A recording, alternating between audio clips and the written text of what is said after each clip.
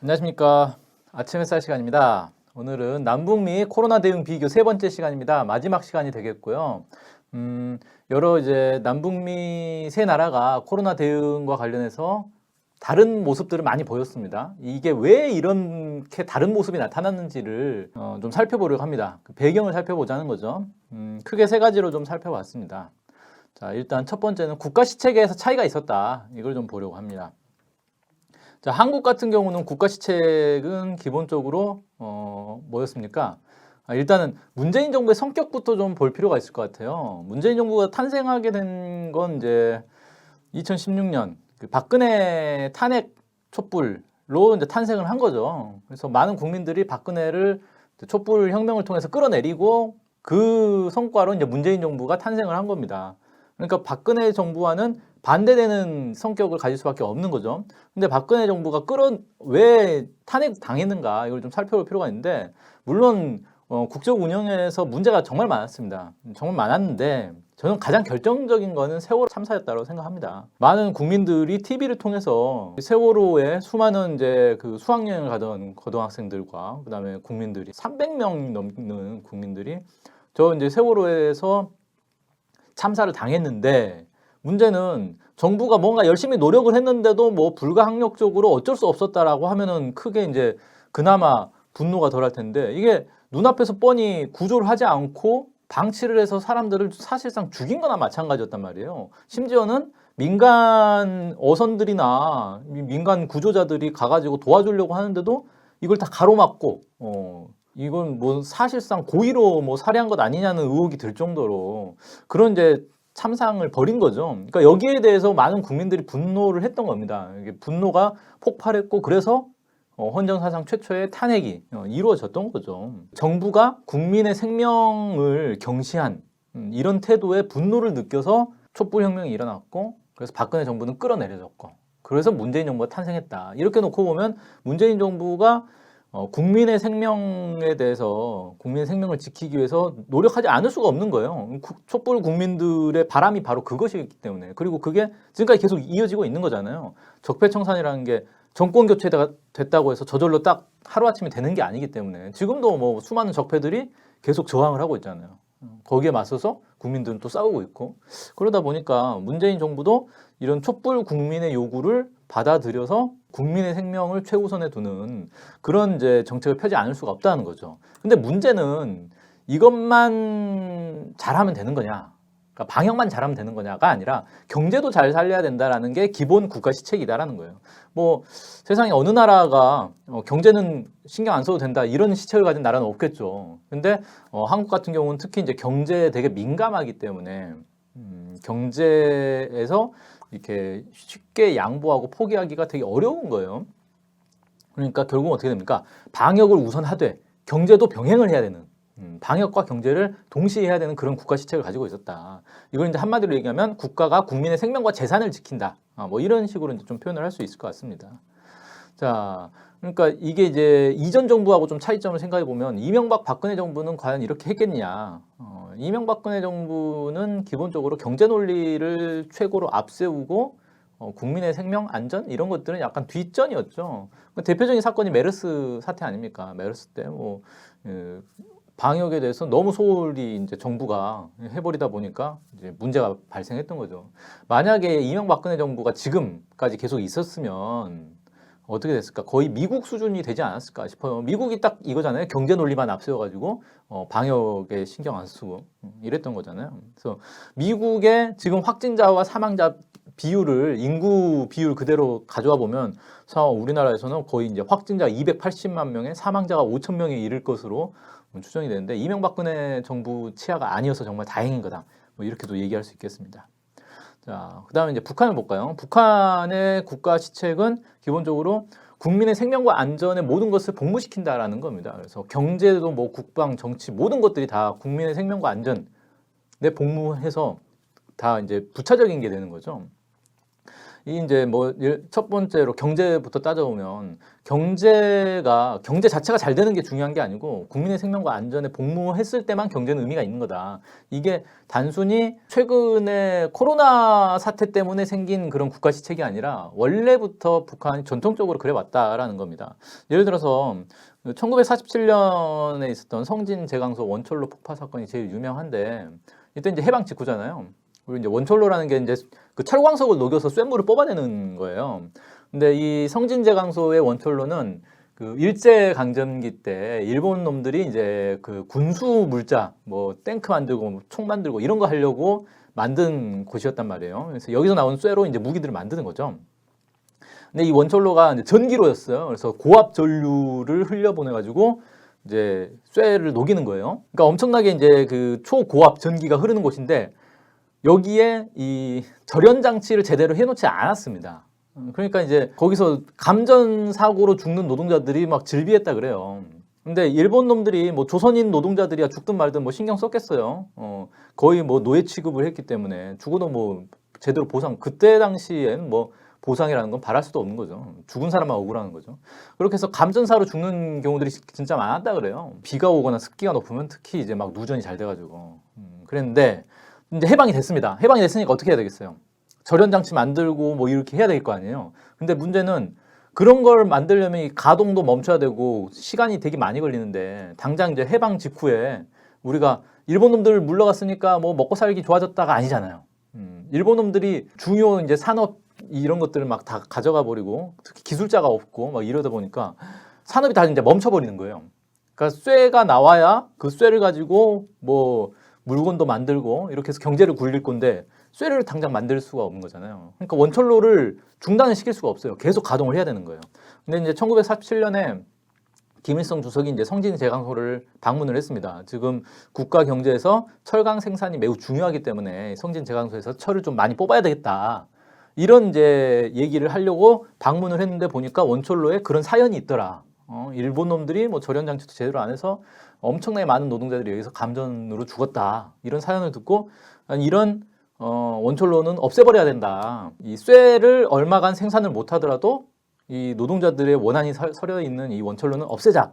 이렇게 이제 얘기를 했어요. 그래서 결국은 원철로를 어떻게 대체할 것인가 이런 것들을 이제 논의한 끝에 5개의 원철로를 모조리 다 폭발을 해버리고 다시 만들었다고 합니다. 물론 그 과정에서 꽤 오랜 시간 동안 철강 생산이 중단됐겠죠. 그래서 경제적으로 피해를 봤죠. 근데 경제적으로 손해를 보더라도 이 국민의 생명과 안전을 위해서라면 감당해야 된다라는 게 기본 북한의 입장이었다는 거예요. 국가 시책이 그랬다는 거예요. 그 이후에도 뭐 이런 유사한 사례들이 이제 일화들이 되게 많이 있습니다. 그 다음에 이제 경제가 국민의 생명과 안전에 복무한다라는 거는 다른 표현으로 하자면 결국 이제 민생 경제에 복무해야 된다. 뭐 이렇게 얘기를 할 수 있을 것 같아요. 그래서 민생 경제를 우선시한다라고 했을 때 두 가지를 좀 꼽을 수 있겠는데 하나가 이제 부익부 빈익빈을 허용하지 않는다라는 겁니다. 그래서 이건 뭐 사회주의 경제니까 당연히 그렇겠죠. 예, 부익부 빈익빈이 발생을 하면 결국 어떻게 됩니까? 잘 사는 특정 집단, 특정 개인이 잘 살게 되면 상대적으로 못 살게 되는 이제 빈민층이 생긴단 말이에요. 어떤 집단은 또 못 살게 되겠죠. 못 살게 되는 집단이 생기게 되면 이 사람들의 이제 생명과 안전은 취약해지는 거죠. 그러니까 지금 이제 한국도 그렇고 미국, 특히 이제 미국 같은 경우 더 심한데 코로나19 이후에 이 부익부 빈익빈이 더 심해져가지고 노숙자들이 완전히 생명의 위험에 이제 처하게 된 거잖아요. 그런 이제 문제들이 발생을 한다는 거예요. 그러니까 취약계층이 발생하고 이들의 이제 생명이 위협을 받게 되는 거죠. 그래서 이런 것들을 이제 북에서는 허용하지 않는다. 이런 이제 국가 시책이 있는 거고 또 부정부패도 이제 연결되는 건데 어떤 특권, 권력을 가진 사람이 자신의 특권을 이용해 가지고 재물을 이렇게 모은다거나 부정을 저질러가지고 이런 것들에 대해서 용납하지 않는다. 이게 이제 기본이라는 거죠. 좀 이제 된 얘기긴 한데 그 장성택 사건 다들 기억하실 거예요. 그때 당시에 국내 언론이나 뭐 심지어 미국의 정보기관도 그렇고 장성택을 북한의 2인자라고 막 꼽았단 말이에요. 근데 북한에서 어떻게 했습니까? 장성택을 그냥 사형에 처해버렸어요. 그러니까 2인자를 사형에 처했다는 거죠. 이제 사형에 처한 이제 이유가 몇 가지가 있었는데 그 중에 이제 중요한 이유 중에 하나가 바로 부정부패였습니다. 그래서 장성택이 자신의 이제 권력을 이용해 가지고 부정부패를 저질렀다 막 이렇게 보석을 모으고 막 그랬다 그래요. 그러니까 부정부패에 대해서는 이인자라 해도 용납하지 않겠다 뭐 이런 모습을 보인 거죠. 자, 그다음에 이제 뭐 경제뿐만 아니라 군대도 국민의 생명과 안전에 복무를 해야 된다. 그래서 북한에서 이제 군대 이름부터 어떻게 합니까? 인민군이라는 이름이 들어가잖아요. 조선인민군. 그래서 인민을 위한 군대다. 뭐 이렇게 좀 이제 표현을 하고 있는 것 같고, 그 지난 2월달에 이제 북한의 이제 건군절 때 북한 노동신문에 사설이 실렸어요. 사설에서 뭐라고 했냐면, 이 군대 임무에 대해서 이 국민의 안전을 지키는 것이 기본이고, 거기에 더해서 행복의 창조자가 돼야 된다. 국민의 행복을 창조하는 창조자가 돼야 된다. 이렇게 얘기를 합니다. 북한에서는 왜 그런 거 있잖아요. 군대가 경제에서도 되게 중요한 자리를 차지해요. 그래서 이번에도 북한에 수해가 발생했을 때 물론 이제 그 평양 당원 사단이라는 걸 꾸려가지고 당원들이 가가지고 막 수해 복구도 하고 그랬는데 여기는 이제 이번에 수해가 좀 그 태풍 피해가 좀 컸으니까 여기가 이제 특별히 조직이 된 거고 기본적으로는 군대가 그걸 다 했어요. 근데 다른 지역에 이제 군대가들이 투입되다 보니까 이제 당원 사단이 따로 묶인 거였고 기본은 그런 수해 피해 뭐 어떤 자연재해라든지 아니면 중요한 이 경제 건설 이런 것들이 있을 때 군대들이 가가지고 그걸 다 하고 있어요. 그래서 북한에서는 이제 군대가 국민의 어떤 행복을 창조하는 그런 군대다. 뭐 이런 것들 되게 계속 강조를 하고 있습니다. 그러니까 군대 사명 자체를 이렇게 딱 규정을 한 거죠. 그리고 또 이제 얘기할 게 간부들에 대해서도 이걸 계속 요구를 합니다. 간부들이 자기 사리사욕이나 아니면 자기 권한 혹은 국민을 위해서 이렇게 헌신 복무해야 된다 이런 것들을 많이 강조를 하고 있죠. 그래서 몇 달 됐는데 몇 달 전에 북한에서 이제 발표한 게 있어요. 강원도의 그 천내군이라고 있습니다. 여기 지도 보시면 아시겠지만 강원도의 이제 북쪽 끝에 있어요. 삼경강도랑 딱 이어진 곳이죠. 천내군이라고 있습니다. 이 천내군의 군 위원장, 군 당 위원장. 그러니까 우리로 치면은 뭘까요? 정확하게 이제 연결은 안 되는데 뭐 군수 정도 된다고 보시면 될 것 같아요. 그 군을 책임지는 사람인 거죠. 쉽게 말해서. 근데 여기서 정확하게 어떤 사건인지 모르겠는데 이렇게 음주 자리를 만들었다 이렇게 이제 나와요. 그러니까 아마 이제 군에 여러 이제 사람들을 모아가지고 무슨 이제 뭐 행사 같은 걸 했겠죠. 뭐 술자리를 마련한 것 같아요. 근데 이때가 이제 코로나 방역 조치가 딱 내려져 있어가지고 그런 식으로 사람들이 모여가지고 막 술 마시고 이런 걸 못하게 딱 했단 말이죠. 근데 이 지침을 어기고 했다. 그래서 당의 어떤 지침을 어겼다는 이유로 출당 조치가 됐습니다. 출당 조치가 뭐냐? 당에서 쫓겨나는 거예요. 당원들에게 가해지는 징계 중에 가장 큰 겁니다. 아예 당에서 쫓겨난 거예요. 가장 큰 이제 징계를 한 거죠. 그러니까 이게 뭐냐면은 그 군수가 정부 방침을 어기고 술자리를 가졌다라는 이유로 완전히 그냥 모든 게 다 박탈되는 모든 권한이 박탈되는 그런 엄청난 징계를 받은 거다. 뭐 이렇게 보시면 될 것 같아요. 우리로 치면은. 근데 되게 철저한 요구를 하는 거죠. 왜? 지금 코로나가 조금이라도 뚫리면 국민들이 코로나에 걸리게 되고 이게 국민의 생명과 안전에 영향을 주기 때문에 이건 반드시 철저하게 막아야 된다라고 요구를 했던 건데 그걸 어겼기 때문에 그렇게 한 거예요. 그러니까 우리로 치면은 사실 정부에서 코로나 방역 때문에 사회적 거리 두기 하면서 온갖 지침들이 막 나오는데 사실 이제 그 과정에서도 뭐 국회의원이든지 뭐 도의원이든지 뉴스 보면 막 나와요. 뭐 고위 관료들이 뭐 이런 사람들이 그냥 뭐 유흥주점 갔다가 막 이제 구설수에 오르고 그러잖아요. 뉴스에 나와서 뭐 이 시국에 뭐 술집에 갔느냐 막 이런 거 나오잖아요. 근데 그런 사람 처벌을 안 받아요. 그냥 여론의 도마에 올라서 좀 비난 좀 받다가 그냥 끝나는 거지. 이 사람들이 뭐 그래서 관직에서 물러난다거나 뭐 국회의원 자격 박탈된다거나 이러진 않는단 말이에요. 그래서 되게 철저하게 지금 북한에서 이걸 요구를 하고 있구나 간부들한테 이런 것도 좀 알 수가 있습니다. 미국으로 좀 넘어가 볼까요? 트럼프 대통령이 올해 이제 상반기에 했던 얘기예요. 경제적 폐쇄가 계속되도록 허용하면 더 많은 사람들이 목숨을 잃을 것이다. 사람들이 일터로 돌아가야 한다. 이렇게 얘기를 했습니다. 이게 무슨 얘기입니까? 경제가 딱 멈춰버리면 코로나로 죽는 사람보다 더 많은 사람들이 죽는다. 그러니까 일단 코로나가 퍼져도 어쩔 수 없는 거다. 그냥 일을 해야 된다. 이 얘기를 하는 겁니다. 경제를 굴려야 된다. 미국이란 나라의 이 국가 시책 자체는 경제가 가장 중요하고 코로나로 죽는 건 어쩔 수 없는 거다. 코로나로 죽든 살든 경제가 굴러가야 된다. 이거예요. 경제가 멈추는 게 오히려 더 큰 피해를 입을 것이다. 이런 이제 국가 시책을 가지고 있는 거죠. 실제로 이번에 이제 미국 대선을 하지 않았습니까? 대선 때 출구 조사를 하는데 출구조사 결과 후보 선택에서 가장 큰 기준이 뭐였냐라고 하니까 경제가 35%, 코로나는 17%밖에 안 됐어요. 그러니까 이게 정부의 생각만 그런 게 아니라 국민들의 생각도 그런 거예요. 야, 코로나가 중요해? 지금 경제가 중요하지? 이런 생각을 하고 있다는 거죠. 자, 그러다 보니까 이제 뭐냐면은 경제가 가장 중요하다 보니까 코로나를 대응하는 데서도 경제 논리가 이제 작용을 하고 가장 이제 큰 게 뭡니까? 제약회사들, 의료 보건 영역의 자본들도 코로나를 퇴치하는 게 중요한 게 아니고 이걸로 돈을 얼마나 벌 수 있느냐 이게 더 중요한 거예요. 그러다 보니까 이제 어떻게 합니까? 막 제약 회사들끼리 서로 경쟁을 하겠죠. 뭐 화이자와 모더나가 서로 뭐 이제 우리 백신이 더 좋네 뭐 하면서 막 서둘러 발표를 하는 거예요. 근데 제대로 된 임상 실험도 없이 막 발표를 하면서 데이터 제대로 공개 안 하고 이러면서 논란이 막 되고 있죠. 그래서 전문가들 내에서 저 뭐 제대로 된 실험 한 거 맞냐? 좀 의심스럽다. 이거 좀 지켜봐야 되겠다. 뭐 이런 이제 의견들이 좀 나오고 있고요. 그러니까 이런 발표를 자꾸 하는 이유가 뭡니까? 이런 거 발표할 때마다 주가가 팍팍 오른단 말이에요. 그러면 돈을 버는 거예요. 그러니까 이 제약회사라는 것도 결국은 돈을 얼마나 잘 버느냐가 중요한 거지. 약을 잘 만들어서 치료를 잘하고 국민들의 생명을 지키고 이게 중요한 게 아니라는 거예요. 자, 뭐 대표적인 사건이 이거죠. 좀 황당한 사건인데 그 화이자에서 백신 이제 그 중간 결과 발표를 딱 했어요. 결과 발표를 하는 날 화이자 CEO가 그러니까 최고 경영자죠. 자기 주식을 팔았어요. 그러니까 좀 웃긴 거잖아요. 근데 물론 이런 이제 그 대주주들 같은 경우는 주식을 팔 때 그냥 자기들 마음대로 오늘 팔까 내일 팔까 이게 아니고 신고를 하고 팔아야 된다 그러더라고요. 그래서 화이자 CEO가 자기 주식을 이날 팔겠다라고 신고를 하고 판 거예요. 그거 자체는 뭐 불법 행위가 아니에요. 근데 문제는 팔겠다고 한 그날 굳이 중간 그 성과 결과를 발표를 합니다. 그래서 주가가 빡 오르는데 그때 판 거예요. 좀 이상하지 않아요? 물론 이제 그 날짜를 일부러 맞췄죠. 그래서 자기 좀 비싼 값에 주식을 팔려고. 근데 주식을 왜 팔까요? 이게 백신이 완성이 돼가지고 이게 엄청나게 팔리면 화이자 주가가 막 천정부지로 오를 거 아니에요.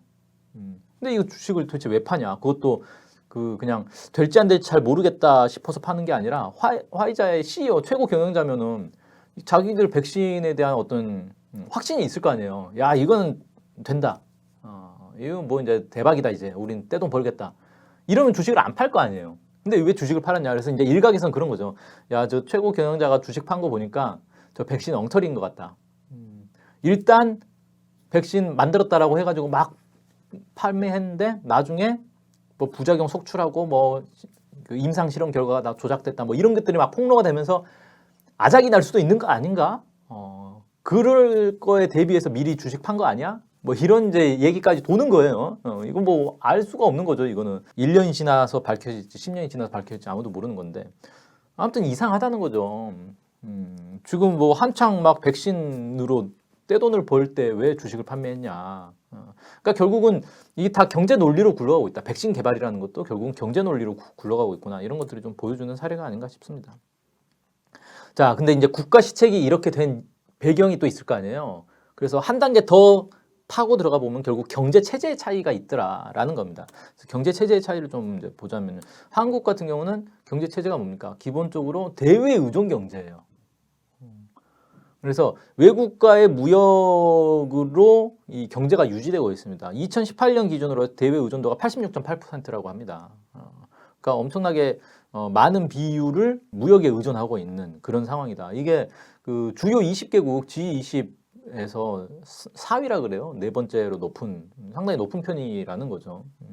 그러니까 코로나에 대응을 할 때 가장 확실한 건 뭡니까? 완전히 국경을 폐쇄하고 중단을 시켜버리는 거잖아요. 그래서 밖에서 못 들어오게 막고 그 다음에 이미 들어왔다라고 하면 어떻게 합니까? 그래도 이제 계속 들어올 수 있으니까 막는 건 이제 유효한 거고 이미 들어온 걸 막기 위해서 경제 행위를 모두 다 중단을 시켜버리고 그렇게 해가지고 사회생활을 다 중단을 일시적으로 시켜가지고 완전히 철폐될 때까지 한 보름이든 뭐 한 달이든 그렇게 하면은 확실히 방역을 할 수 있는 거잖아요. 근데 그렇게 할 수가 없다는 거예요. 그렇게 하면은 경제가 완전히 무너져 버리기 때문에 그렇게 못하고 부분적으로 계속 열어놔야 되는 거예요. 코로나가 조금씩 들어오더라도 그건 어쩔 수 없는 거다. 그래서 지금도 확진자 통계를 보면은 그 국내에서 확산된 사람하고 그다음에 외부에서 들어온 사람하고 이렇게 통계표가 있습니다. 잘 보면 그 두 개가 분리돼 있어요. 그래서 외부에서 계속 들어오고 있는 거예요, 지금. 하지만 그걸 막을 수 없다. 막는 순간 우리 경제가 무너진다. 이것 때문에 어쩔 수 없이 계속 이걸 유지하는 거죠. 그 다음에 이제 또 하나는 한국 경제는 이제 기본적으로 이제 자본주의 경제인데 자본주의 중에서도 이제 신자유주의 자본주의 경제란 말이에요. 그래서 모든 게 개인의 책임입니다. 사회 안전망이 되게 취약해요. 그래서 경제가 잘 되든 못 되든 각자 자기 먹고 사는 문제는 자기 개인이 책임지고 해야 되는 그런 이제 사회라는 거죠. 국가가 이렇게 국민들이 먹고 사는 문제를 책임져 주지 않는 사회예요.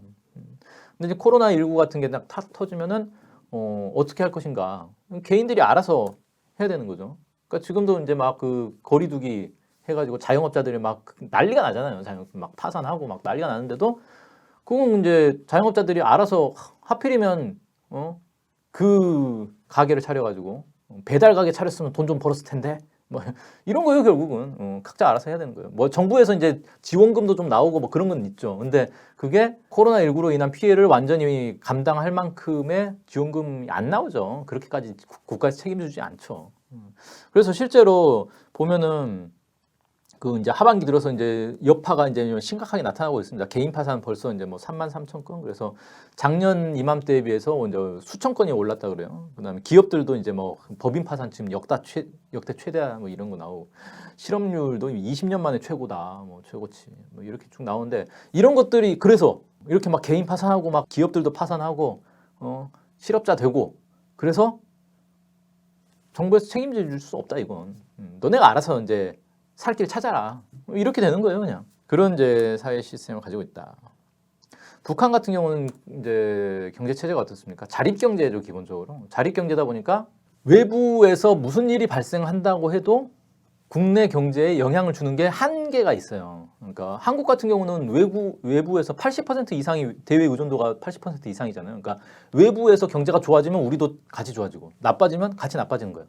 근데 북한은 그 국내 어떤 경제 명맥과 국가 기관 산업들 이런 것들이 다 자기들 자본과 기술과 원료를 이용해 가지고 굴러가고 있는 그런 시스템으로 돼 있기 때문에 외부에서 잘 된다고 해서 북한 경제가 저절로 좋아지고 외부 경제가 뭐 국제 경제가 안 좋아진다고 해서 북한 경제가 나빠지고 이렇게 영향을 받지 않는다는 거예요. 조금 도움은 되고 뭐 악영향을 미치긴 하는데 그 결정적일 수가 없는 거예요. 그래서 북한 같은 경우 코로나19로 전 세계 경제가 막 난리가 나더라도 북한 경제가 그것 때문에 덩달아 난리가 난다거나 아니면 미국에서 막 경제 봉쇄를 해가지고 그것 때문에 북한 경제가 뭐 박살이 난다거나 이렇게 되지 않는다. 그래서 이번에도 이제 통계 자료를 보면은 중국의 세관을 보면 북한이 대외 교역의 최대 상대국이 중국이에요. 거의 90% 가까이 될 거예요. 나머지 이제 뭐 러시아 뭐 다른 나라도 좀 있긴 있는데 중국이 이제 절대적입니다. 근데 거의 지금 0% 가까이 무역량이 거의 줄어버렸어요. 엄청나게 줄었다고 하더라고요. 그런데도 그 정도 되면 우리나라 같은 경우 예를 들어 중국하고의 무역량이 거의 0% 가까이 됐다라고 하면 우리나라 경제는 지금 완전히 박살이 났겠죠. 근데 북한은 그런 모습이 별로 안 보이는 거예요. 지난 이제 그 열병식 때 생중계로 다 봤잖아요. 북한 내부의 모습. 뭐 이런 거 보면은 코로나19로 인해서 중국과의 교역이 중단됐다고 해서 막 북한 내부 사회가 그냥 완전히 막 무너지고 있고 이런 모습 전혀 보이지 않더라. 이런 거 좀 보여지는 거죠. 자립 경제의 특징인 것 같고 그다음에 이제 사회주의 경제. 사회주의 경제는 기본적으로 계획 경제이면서 동시에 이 국가가 이렇게 모든 걸 책임지는 그런 경제 체제로 돼 있죠. 그러니까 어떤 개인이 뭘 이렇게 파산을 한다거나 뭐 실업자가 된다거나 기업이 도산한다거나 이런 개념이 없는 거예요. 국가가 이렇게 모든 걸 책임지고 사회 전체가 그 부담을 안고 그래서 예를 들어 코로나19 때문에 뭐 중국과의 무역이 끊겼어. 그래가지고 뭐 석유가 못 들어와. 그러면 죽어나가는 사람은 죽어나가고 그걸로 돈 버는 사람은 돈 벌고 이런 게 아니라 그 피해를 고스란히 국가 전체가 다 나눠서 갖는 거예요. 국민 모두가. 그런 이제 체제로 돼 있는 거죠. 그래서 피해를 이렇게 분산시킬 수가 있다. 그래서 더 안정적으로 이렇게 경제를 유지할 수 있는 그런 이제 체제를 가지고 있는 것 아니냐. 뭐 이렇게 좀 볼 수가 있을 것 같습니다. 미국 볼까요? 미국은 뭐 이 나라는 폐쇄되도록 설계되지 않았다. 이게 무슨 얘기냐면은 트럼프가 한 말이에요. 이것도 이제 상반기에 그 아까 나왔던 그 말하고 같은 인터뷰에서 나온 말입니다. 이게 무슨 뜻일까요? 이 나라는 폐쇄되도록 설계되지 않았다. 그러니까 이 미국이란 나라 자체가 기본 체계, 구조가 폐쇄할 수 없도록 돼 있다는 거예요. 폐쇄하면 안 되도록 돼 있다는 거죠. 그러니까 폐쇄하면 어떻게 됩니까? 그냥 망한다는 거예요. 근데 왜 망하느냐? 미국의 뭐 대외 의존도가 높아서 망한 게 아니고요. 미국이라는 나라의 경제가 굴러가는 기본 과정이 어떻게 되냐면 약소 국가를 침략해가지고 거기에 있는 부를 강탈하는 방식으로 유지가 되는 거예요. 이런 걸 뭐라고 합니까? 제국주의라고 하죠. 그래서 미국은 이런 제국주의적 속성을 가지고 경제를 지금까지 키워왔다는 거예요. 그러니까 다른 나라를 쳐들어갈 수 없으면 지금 미국은 망하는 거죠. 빨아먹을 게 없으니까. 자체로 이렇게 먹고 사는 나라가 아니라는 거예요. 그러다 보니까 이제 코로나19로 인해서 전 세계가 경제가 이제 막 둔화되고 다 폐쇄되고 서로 이제 교류가 중단되고 이렇게 되니까 미국이 빨아먹을 꿀을 빨 곳이 없어진 거예요. 꽃이 다시 들어가지고 꿀을 빨 수가 없는 거예요. 이런 이제 상황인데 어쨌든 미국의 기본 이제 속성은 다른 나라를 이제 약탈하고 공격하는 데 익숙하지 다른 나라와 협력하고 도와주고 이런 데는 익숙하지 않다.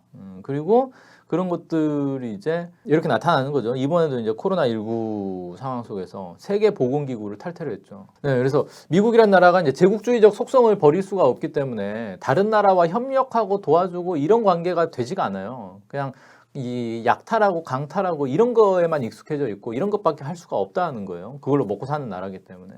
그래서 지금도 보면은 코로나19 과정에서 다른 나라와 협력하고 도와주기보다는 다른 나라를 어떻게든지 공격할까, 약탈할까 이런 것만 생각하는 거예요. 그래서 예를 들어 뭐 세계보건기구를 탈퇴를 해버린다거나 그 다음에 다른 나라로 갈 마스크를 중간에 막 강탈을 한다거나 뭐 해적질을 많이 했죠. 그 다음에 다른 나라에서 막 백신 개발하고 있는 뭐 러시아나 중국에서 만든 백신에 대해서 야 저건 엉터리야 사기야 막 이렇게 이제 응해모략을 한다거나 그러면서 이제 미국 백신 최고야 자기 나라 백신으로 이제 세계 독점 공급을 하고 싶은 거죠. 그렇게 이제 돈벌이로만 이제 생각을 하는 거고. 근데 사실 뭐 중국이나 러시아 백신하고 미국 백신하고 다를 게 없어요. 둘 다 급하게 막 만들어가지고 긴급 승인해가지고 막 쓰고 있는 거예요. 어차피 백신이라는 게 완전히 안정성을 유지하려면 길게는 10년까지도 계속 써봐야 된다 뭐 이렇게 얘기하더라고요. 지금은 어느 백신이 더 우월하다라는 걸 어차피 모르는 거예요. 근데 마치 미국 백신만 최고고 나머지 백신 다 엉터리야 이런 식으로 얘기하는 것 자체가 되게 우스운 거죠. 자, 그 다음에 이제 또 하나는 극단적인 자유주의 경제를 가지고 있다. 뭐 이제 한국의 신자유주의 경제 구조랑 비슷한 거죠. 미국은 원조죠, 원조. 자유주의 경제의 원조. 그래서 빈익빈 부익부. 국민은 지그들이 알아서 먹고 살아야 된다. 국가는 책임져 주지 않는다. 뭐 이런 게 아주 그냥 극단적으로 깔려 있는 그런 이제 사회다. 뭐 이렇게 좀 볼 수가 있겠고요. 자, 이런 이제 경제 체제의 차이는 또 어디서 나오느냐? 더 밑으로 이제 내려가 보면 사상 의식의 차이로 찾아볼 수 있을 것 같아요. 자, 그래서 좀 간단하게 살펴보겠습니다. 한국 같은 경우는 한국의 기본 국민 의식이 어떻게 되어 있습니까? 개인주의가 깔려 있죠. 그래서 개인주의에 기초하고 있는 나라다라고 할 수 있는데 다행스럽게도 공동체 의식이 여전히 남아 있습니다. 많은 영향을 미치고 있어요. 그래서 이게 순식간에 공동체 의식이 확 사라지고 개인주의로 대체되는 게 아니죠. 그래서 개인주의로 대체되고는 있지만 여전히 남아있는 측면이 있고 그러다 보니까 이런 코로나19 방역과 관련해서는 이런 공동체 의식이 상당히 강한 힘을 발휘를 했습니다. 그래서 많은 성과를 내기도 했죠. 지금 이제 이런 것들이 많이 이제 유실되고 있어가지고 되게 안타깝긴 한데 어쨌든 이런 개인주의와 공동체 의식이 혼재되어 있는 그런 상태가 이제 한국이다 이렇게 좀 볼 수 있겠고요. 북한 같은 경우는 집단주의에 아주 철저한 사회죠. 그래서 집단주의를 표현하는 말이 이제 하나는 전체를 위해, 전체는 하나를 위해 뭐 이런 이제 표현이 있어요. 그러니까 이건 무슨 뜻이냐면은 하나는 전체를 위해 이 집단이 있어야 개인도 살 수 있다라는 겁니다. 그래서 개인은 당연히 집단에 복무를 해야 된다. 그랬을 때 개인도 살 수 있다라는 개념이에요. 근데 전체는 또 하나를 위해라고 하잖아요. 이건 뭐냐면 이 집단이라는 게 왜 존재하느냐? 이 개개인들의 행복을 위해서 존재하는 거다. 개개인들이 집단을 위해서 희생만 하고 그렇게 해서 유지되는 그 집단은 무슨 의미가 있겠습니까?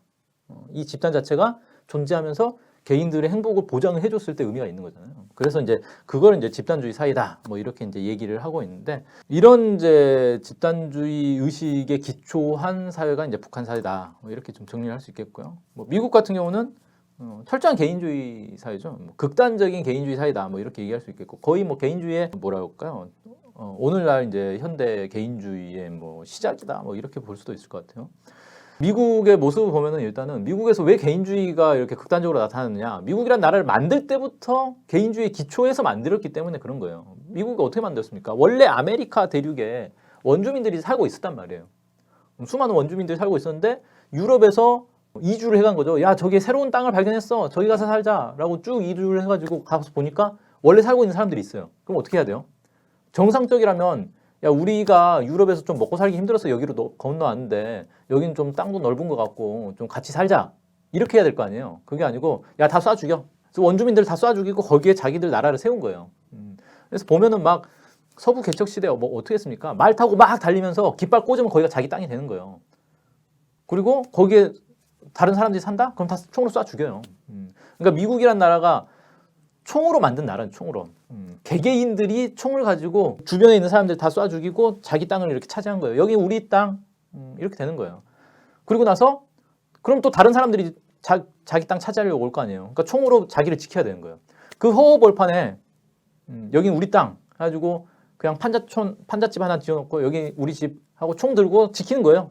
남들이 못 들어오게. 거기에 뭐 이제 국가적인 어떤 치안을 유지한다거나 뭐 이런 개념이 어디 있습니까? 뭐 그 미국 그런 그 시대의 영화를 보면 뭐 다 나오잖아요. 뭐 보안관이라고 해가지고 뭐 뭘 하는 것도 아니고 결국은 개개인이 다 총 들고 다니면서 자기 생명을 지켜야 되는 그런 사회다 보니까 극단적인 이제 개인주의가 지배하게 되는 거죠. 그래서 오늘날에도 보면은 미국의 개인주의라는 건 결국 그거예요. 나를 믿을 수 있는 건 나밖에 없다.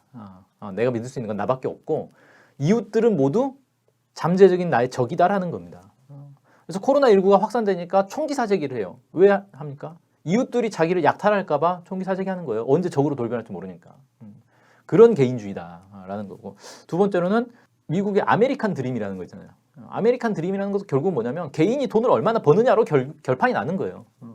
아메리칸 드림을 막 떠드는 그 사례들을 보면 결국은 결론이 뭡니까? 막 이것저것 해가지고 뭐 시련을 겪고 뭐 근데 기회의 땅에서 뭐 기회를 얻어가지고 어쩌고 해서 결국 마지막에는 돈을 많이 벌었다. 끝.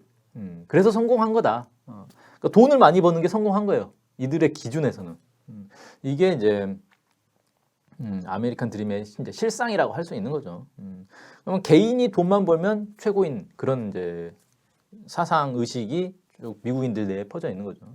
그리고 뭐 미국인들 안에 이제 뭐 애국심이 있다, 뭐 이런 얘기를 하는데 그 미국이 말하는 애국심이란 건 결국 뭡니까? 뭐 베트남 쳐들어가고 이라크 쳐들어가고 뭐 이런 거 할 때 침략할 때 이렇게 응집되는 그런 애국심인 거예요. 야, 우리나라 잘 싸운다, 다 죽여라, 이런 거예요. 근데 그게 뭐예요? 다른 나라 사람들을 죽이는 게 자기들한테 무슨 이득이 있어요? 그 사람을 죽이는 게 이득이 있는 게 아니라 그 사람들을 죽이고 나서 거기를 차지해가지고 거기에 있는 석유를 차지하고 뭘 차지하고 이게 이득이 되는 거예요. 그러니까 침략을 좋아하는 거죠. 그걸 애국심으로 포장을 하는 겁니다. 야, 너네 애국심도 없어? 우리가 전쟁하고 있는데 말이야. 이렇게 이제 나가는 거예요. 그러니까 그 원주민들을 학살하고 나라를 세운 거랑 똑같은 거죠.